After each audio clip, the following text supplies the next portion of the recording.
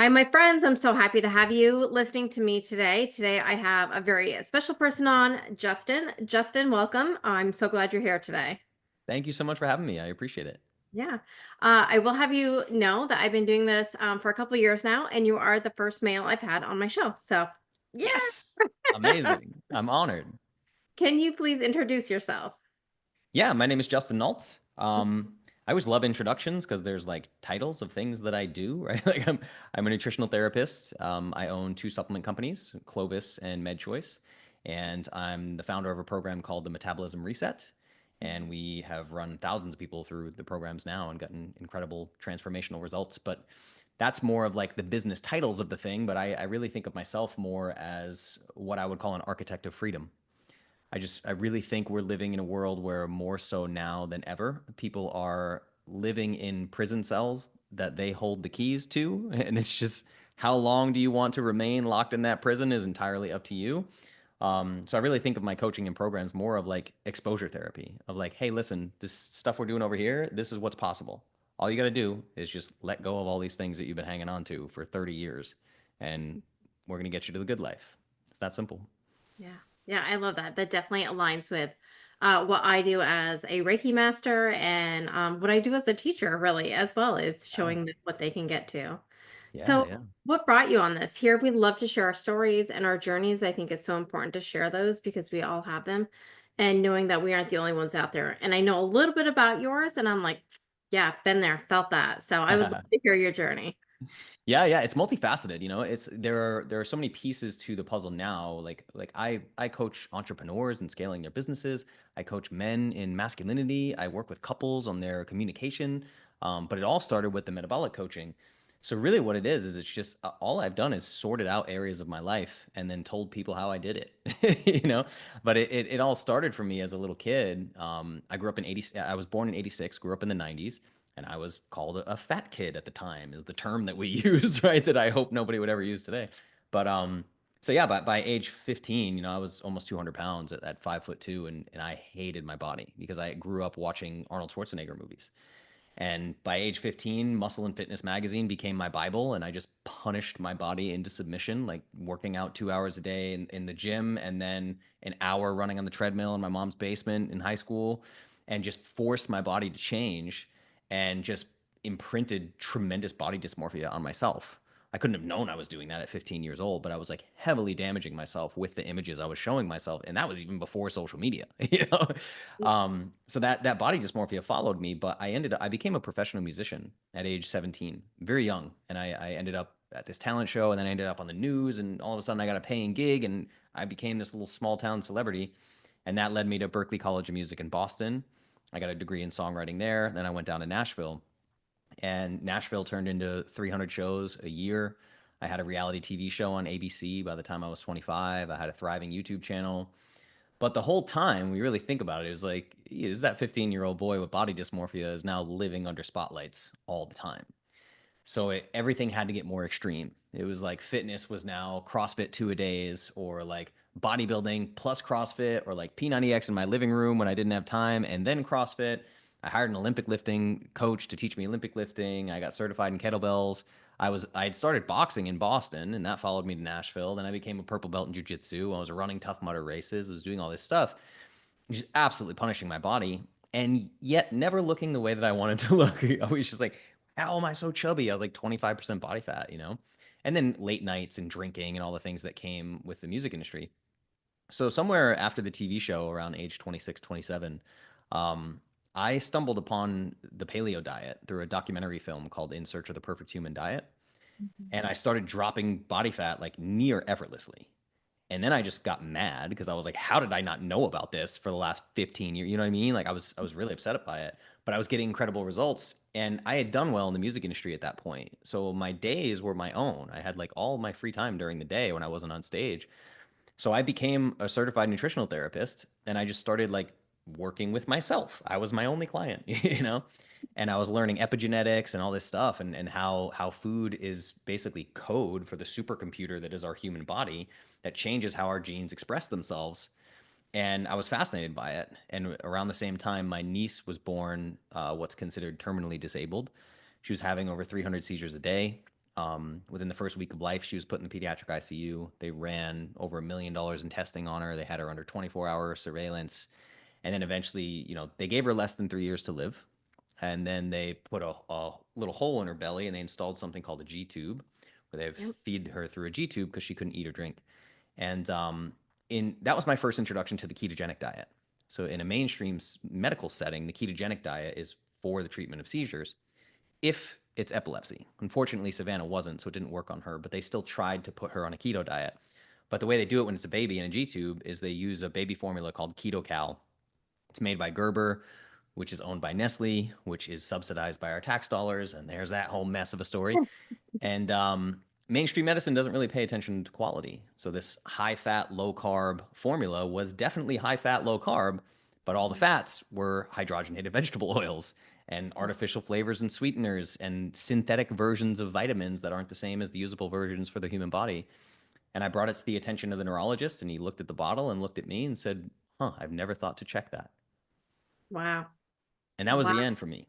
I mean, Yeah. it was like my reality crumbled around me, and I was like, I'm certain that this is a totally decent human being who is like genuinely is trying to help my family, but this is completely inexcusable. Mhm. And I ended up making a baby formula for Savannah in my kitchen. Savannah is my niece's name.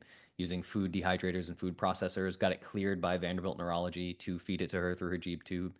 And then I started buying biochemistry and biology books and studying whatever I could and sharing a little bit of my story on social media. And I started sharing probably a little over 8 years ago now. And Mhm. we have thousands of transformation stories of people who've changed their lives through the work that I've done, the food versus poison concept, and 650,000 followers and all the things that you see today. Oh, wow. Wow, that's an amazing story for Hmm. sure. Yeah, it was crazy. Yeah. It always amazes me what people put into food. Like Yeah. like, yeah, that's Yeah. amazing. And, I live in Vermont, so I live where it's cold a lot. Yeah. Yeah. So we don't have a lot of like seasonal kind of foods because our gardens go away. So if you don't like stockpile them and preserve them in some way, we don't have them.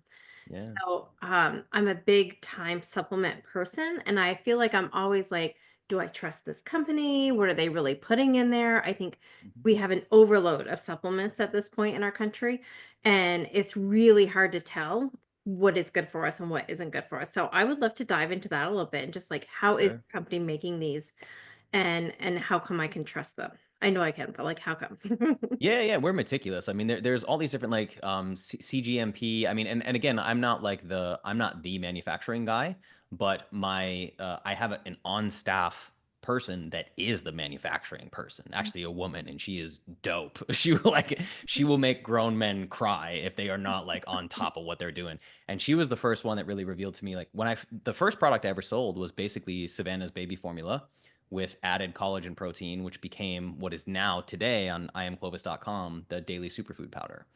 So I worked with a very renowned research and development company, food and beverage consulting company, I guess you'd say, in New Jersey, and we turned my at-home formula into like a shelf-stable formula. And I was with these guys, I mean, like head to toe, like white mask gloved thing, like everything is sanitized and great. I was like, this is how did I become a scientist? What is happening right now? So that was really interesting. And then those guys just always make sure that they connect me with the best manufacturers in the game. And this woman on my team, I don't know if she want me to talk about who she is, but she's been doing this with what is called like CMO, like manufacturing work, for 35 years because most of it is so bad, right? There's the CGMP certifications, which are like cleaning standards, meaning like if this machine has something that had wheat on it and now you're making a supplement that you're claiming is safe for people with celiac disease, you need to have a specific type of cleaning mechanisms that you're using on your machines for cross contamination and things like that. There's NSF certification, which is a clean certification for sports. Because so I actually came up doing nutrition for professional UFC fighters, like cage fighters, and I would help them through their weight cuts and nutrition and all this. And a lot of MMA fighters have gotten what's called popped. They get in trouble on a drug test because they took just some normal all natural supplement they thought they were taking and there was like doping ingredients inside that thing that they didn't know about because they're buying from shady manufacturing companies. And the woman who works for me also exposed to me a couple of places, manufacturing facilities that I thought were good facilities. And then she would explain to me that they're not taking into consideration things like climate control.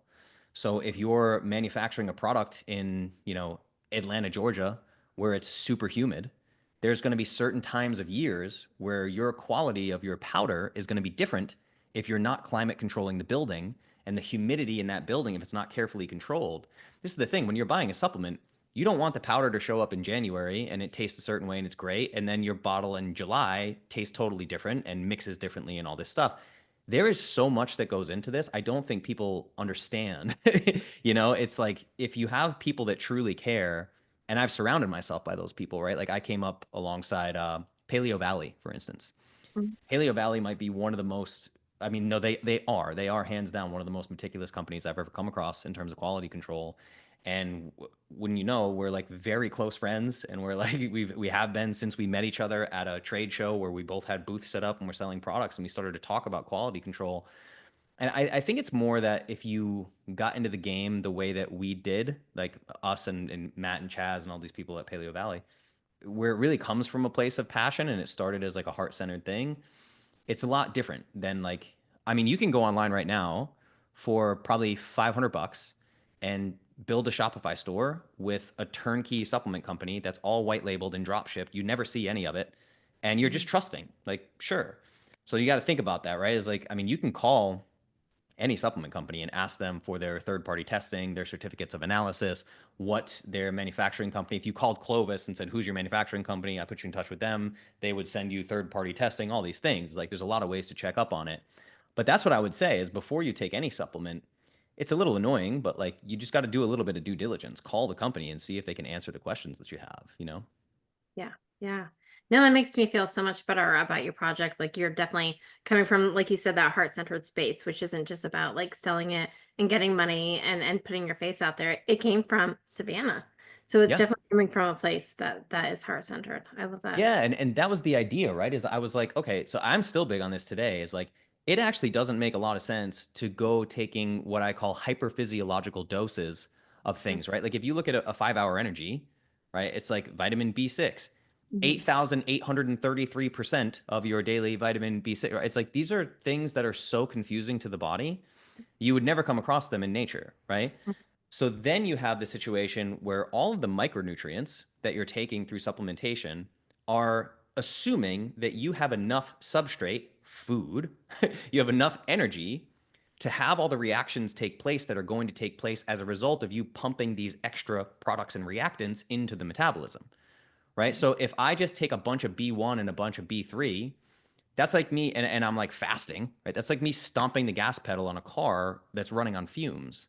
Mhm. Like you do have to be quite careful with supplements for that reason. I think a lot of people get caught up on micronutrients these days while they're Yeah. eating a 1,200 calorie diet.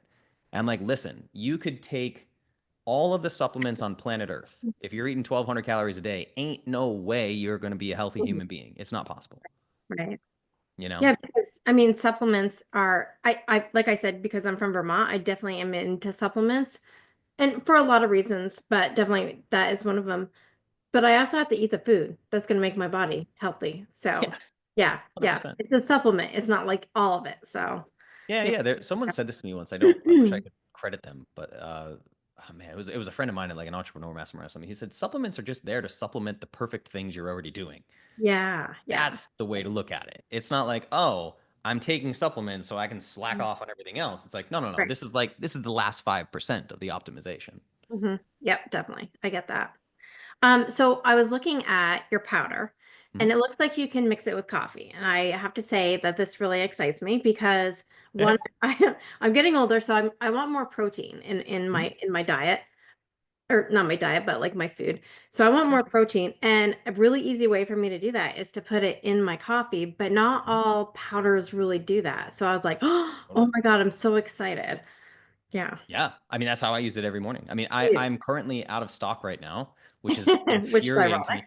me. And I always laugh with people because I think that like we have Clovis OGs. I have people that have been with me for 8 plus years. There are people with Clovis tattoos, which I'm always like, Yeah. there's my credentials. Like, I could tell you my certifications, but the tattoos are my credentials. I'm going to go with the tattoos, I mean, right? that's hardcore. Yeah. Yeah, because people have these full life transformations, but people also are, like myself, become like addicted to my products, you know? Yeah. So I think some of my what we call the Clovis OGs, right? I think that they think I have like a stockpile of superfood that I'm like, I'm always in stock. And I'm like, no, listen, when you guys are out, I'm also out. And it makes me sad. So I promise I'm working as fast as I can because it's my morning coffee and Yeah. I love it. It's amazing. Or like my dad, right? My dad's a morning superfood and an afternoon superfood, but the superfood in the afternoon is decaf, right? Just Right. the superfood coffee. I mean, it's so popular that we started putting it on the label of like Mhm. instructions for superfood coffee. And the thing that's interesting about the coffee stuff too is people get really weird about it. They start saying like, "Wow, how do you put these nutrients into hot water and blah blah blah."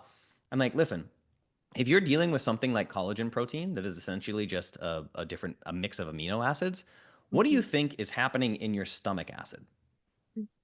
Yeah. Right? Like, do you think that the environment of this 190-degree coffee is like more intense than my stomach acid that can melt steel? Like, it's literally just, I mean, this is how digestion works, right? You digest things down in the stomach.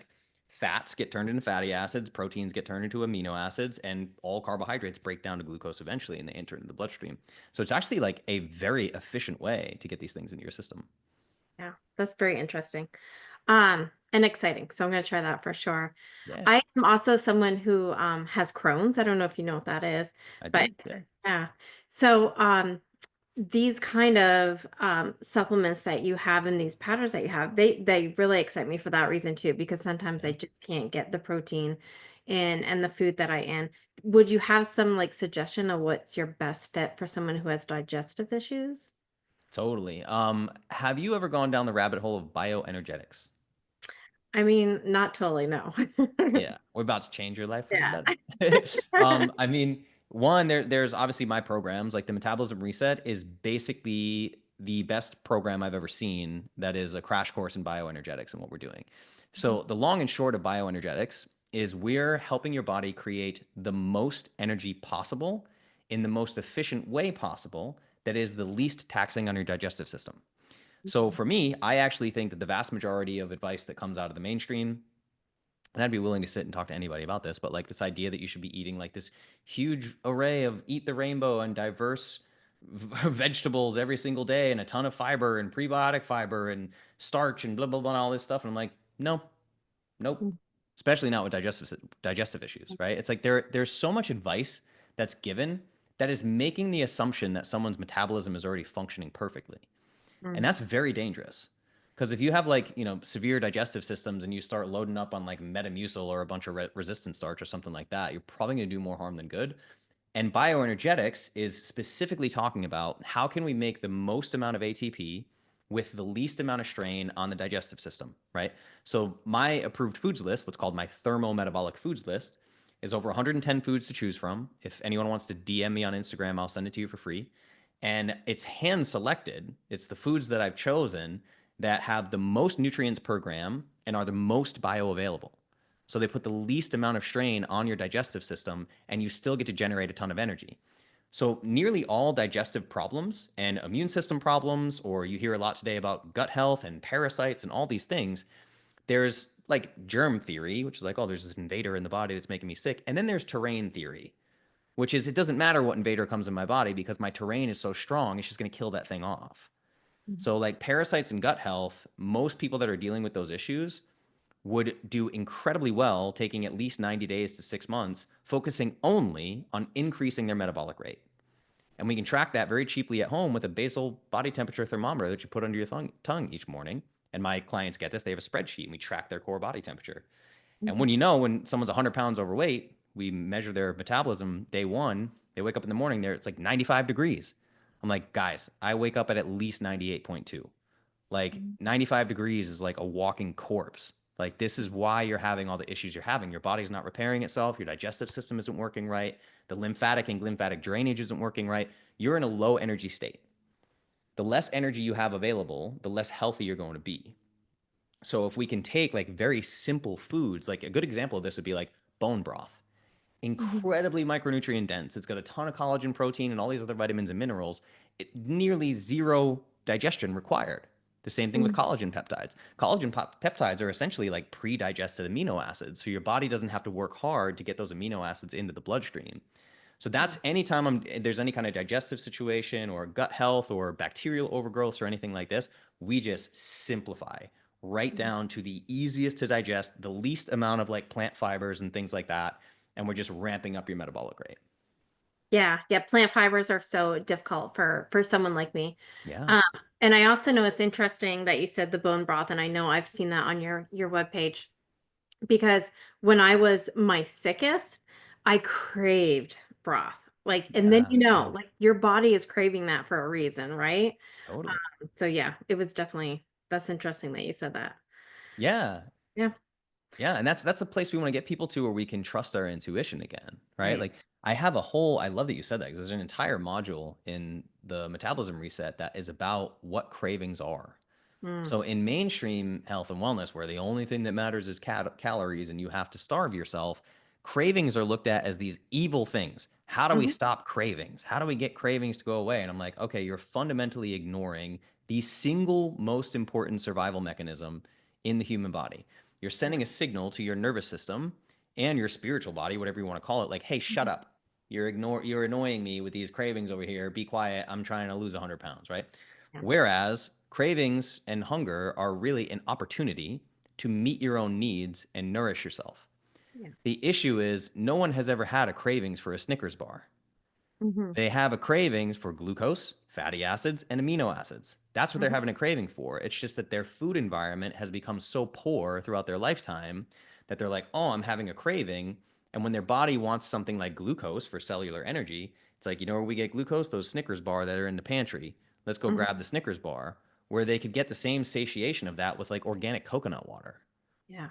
So at night when I'm craving sugar, Mhm. I'm not necessarily craving the chocolate. I'm craving what? What am I craving? Glucose. Glucose. Okay. Yep. All right. So that mean this is the you know the age old story of women that are on diets that are eating low calorie, and then they Mhm, get really mad at themselves because they did so good all day, and then 10 p.m. rolled around and they ate a pint of Ben and Jerry's in front of the TV, and they're like, "How did this happen?" It was mhm, like someone possessed me, and I just before I knew it, the entire container was gone. I'm like, "This because you didn't eat properly throughout the day. If you would have taken in 2,200 calories." Throughout the mhm. day with proper macronutrients, single ingredient whole foods, you would have taken 2 bites of that ice cream and been satiated and put it back in the freezer. Yeah. Like we're not just these like terrible people with no willpower and no discipline and we just suck so much that we can't avoid it's like no, that's a survival mechanism. Straight up. So it's like Mhm. stop abusing yourself all day and you won't need to eat a pint of ice cream. Yeah. Yeah, a big part of my practice is stopping and listening to my body and trusting my body, and I think that's take it takes time and it takes time to slow down and bring that trust back, but when you do, Mhm. on so many levels, it really brings it back and definitely the food level. Like because of my sickness, I think I've had that happen so many times. I was just thinking one other time I was craving steak, and growing up I never liked steak. And then I Mhm. went through this huge phase where I was craving steak because guess what? My iron was low. And Yeah. when your body is screaming at you, it's time to like, okay, let me slow down and take a listen and see what it says. It will tell you what it needs. So Yeah, yeah. yeah, 100%. And we have to be careful with food environment, right? There's an amazing book called Eat Like the Animals that Mhm. talks about how basically all animals, their like satiety hormones are triggered by protein more so than anything. And all throughout history, there are these different taste centers. We think of them as taste buds, but there's different sections in the tongue that identify different flavors.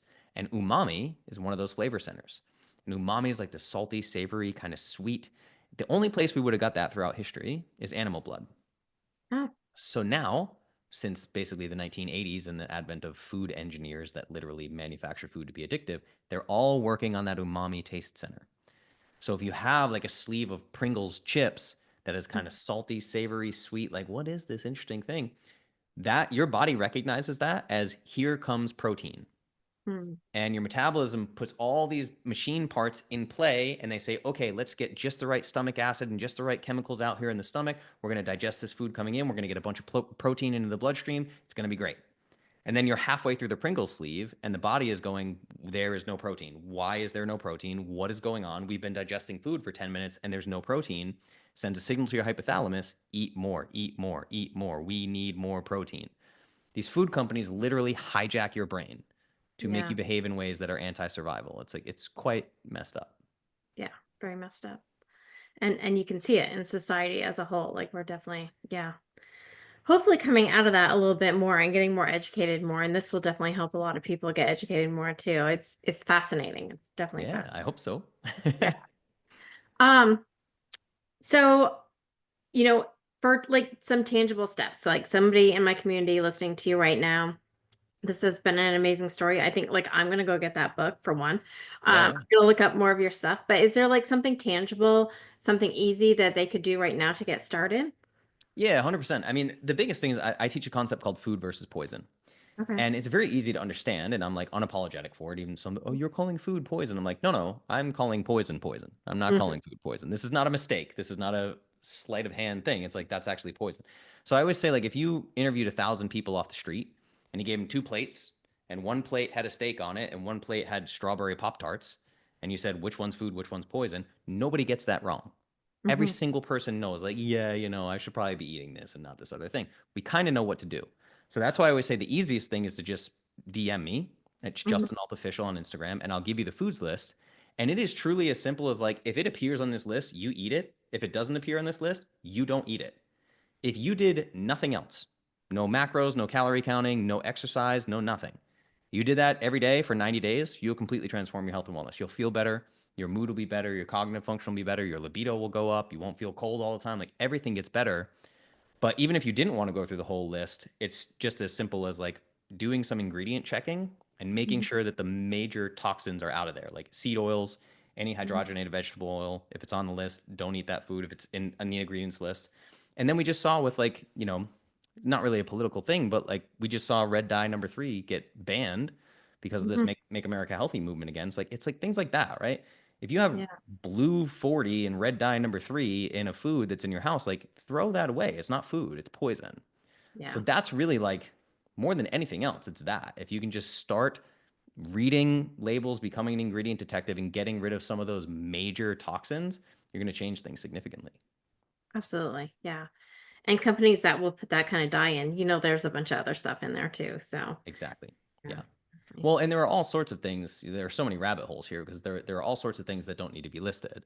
Like for Mhm, example, if you drink most conventional dairy in grocery stores, 99% of it, if you have pasteurized homogenized milk and you're taking that milk container, you look at it and it says with vitamins A, D, E, and K. You're like, okay, interesting, because milk has all those things in it by itself, but then they go and process the crap out of it and strip the nutrients out of it. They add fat soluble vitamins back in. Fat soluble being an important term there because they need a lipid carrier to be blended into the milk. And these manufacturers blend them into the milk with seed oils, and they don't have to put seed oils on the label legally. So you're drinking milk plus seed oils and you don't know so I'm gonna go check my milk out after this for it. sure. I Yeah. know at least like I try to buy milk that's made in Vermont and not like Yeah, yeah. California because I'm like, well, that seems crazy to me as well. But now I Totally. have to check it out. Yeah. Well, in Vermont, you're in a good place. This is a great resource for people. Eat Wild, EATWILD.com. If you Yep. go to eatwild.com, like for instance, here in Texas, nearly 100% of the food I eat is all from local farms. Mm, I'm very lucky. There's a place in Austin, if anyone lives in Austin, called Local Pastures, where they have a storefront and all these farms deliver to the storefront, and I can get my stuff there to make sure I'm eating like seasonally, locally, all these things. But eatwild.com is a great way where it'll pull up a map, and in your area, and in Vermont, there's gonna be a bunch of them, but like yeah. you pull it up and they'll show you all the local farms in your area and just start calling. Hey, what do you have? Do you have a CSA? Can I get produce? Can I get meat? Can I get bone broth? And you'll start Yeah. finding incredible stuff. Oh, that's a great suggestion, definitely for no matter where my listeners are. And Yeah. I know we started a long time ago, we started getting like even Hamburg and our steaks from local farmers. And I can't go into the grocery store and buy Hamburg. I'm like, Yeah. that looks disgusting. It looks like Play-Doh or something. So once you make Totally. that shift and you see what things are really supposed to look like and taste like, there's no going back. I don't think. No going back. Yeah. I totally agree. Like the eggs that I get here, I'm very careful that my eggs are not the chickens are not fed soy or corn. So Hmm. they're pasture raised. They just are allowed to forage and they're eating mostly bugs for protein. Yeah. And I mean, when you crack like a normal egg versus one of these eggs, like the depth of the dark orange of the yolk it's like you said, you just can't go back. You look at it, the other one, and you're like, I don't want to eat that thing. You're That's like, crazy wait, looking. something's wrong. Yeah. Yeah, yeah. It's lifeless, you Uh-huh. know? It Mhm. looks lifeless. Yeah. Yeah, that can't be good. Mm-mm. Definitely not. So I'll definitely put all your links and all your information down below. This has definitely been amazing, but I have to end with one question that I ask everybody. My thing is called Nurture Yourself because I think we need to take care of ourselves. How do you do that on like a daily basis? Is there something that you do every day just to take care of yourself? Totally. And it's also it's so powerful for me that it's a daily non-negotiable in all my programs. I do not let a day go by without a very intentional self-love practice. Ooh, So there is, I'll send this to your listeners as well if they want it. It's called daily mirror work. okay. And the thing is, I give it to my clients because I know that they're struggling with self love, and I think they think it's something I give them, and I'm like, no, no, I do this every day, and I always will. I'm standing in a mirror, I'm looking myself in the eyes, and I'm saying, I love you out loud 10 times, and I'm meaning it to the very best of my ability. There's more to it than that, but it starts with 10 I love yous, and I'm saying it out loud, and like people try it and their face gets red and this is weird and what I'm like, trust me, stick with it. Just do. I call them bicep curls of self love. Just get the Yeah. reps in. That is amazing. I have done that before. I've done it like on my Instagram stories. I did it for a long time and the feedback was amazing. Right now, Oh, I'm nice. taking daily breaths on Instagram with my stories, just like taking a breath with me, like slow down, take a breath, feel how good that feels. So Whoa. I love that because, yeah, every day you need to at least look at yourself in the mirror and appreciate something about yourself for sure. Yeah. Yeah. Also, I mean, I love that you're doing breaths in your story. That's so cool. That's a really Yeah. good idea. I mean, how useful, right? It's so simple and so easy, but something we don't really often do or think about. And Yeah. it changes your nervous system like that. So, Well, and like, think about the speed of social, you know? Because you know people are just story, story, feed, yeah, click, like, but and then they see you and it's like, hey, listen, yeah. slow down. Like Take that's a so breath. nice. That's a great idea. Yeah, thank you. Yeah. Yeah, this has been amazing. I feel like I've learned a lot. I can't wait to get those books and look on those apps, and I Yeah, can't yeah. make a new coffee in the morning. So, Amazing, yeah. yeah. We should be back in stock within a few weeks. I got some things going behind the scenes, but the superfood should be back in stock. And I'll do this as well. I'll just give you a code for like 20% off the superfood. So whenever it's back in stock, just come grab Mhm. some superfood. You guys will love it. Oh, awesome. Thank you so much. This has been a true pleasure. I really enjoyed it. Yeah, right back at you. Thank you so Right. much. Yeah. So, all of you out there listening, thank you again for listening and meeting Justin today. And like I always say, choose yourself. You're so worth it. And I love you, and I'll talk to you soon. Stop.